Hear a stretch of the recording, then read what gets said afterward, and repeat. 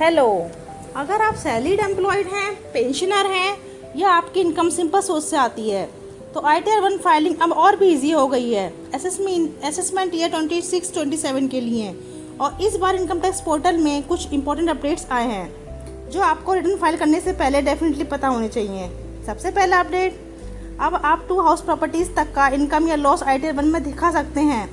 दूसरा major update, अगर आपको लिस्टेड शेयर्स या म्यूचुअल फंड का LTCG हुआ है और वो 1.25 लाख तक है तो आप डायरेक्टली ITR 1 में रिपोर्ट कर सकते हैं। और एक इम्पोर्टेंट चेंज, अब आधार इनरोलमेंट ID वैलिड नहीं है, अब सिर्फ 12 डिजिट आधार नंबर ही एक्सेप्ट होगा।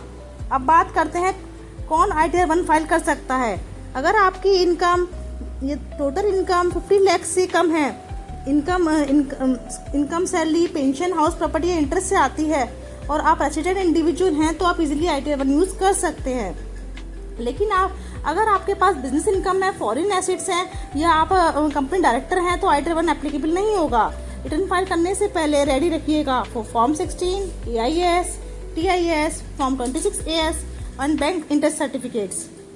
एंड अब filing process, income tax portal पर लॉगिन कीजिएगा, ई फाइल सेक्शन में जाइएगा, इनकम टैक्स रिटर्न सेलेक्ट कीजिए और अब असेसमेंट ईयर 26-27 चूज करके ITR 1 ओपन कीजिएगा।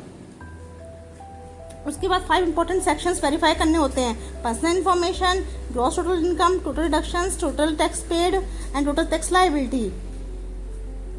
अगर ओल्ड टैक्स रिजाइन चूज कर रहे हैं तो डिडक्शंस केयरफुली सेलेक्ट करिएगा।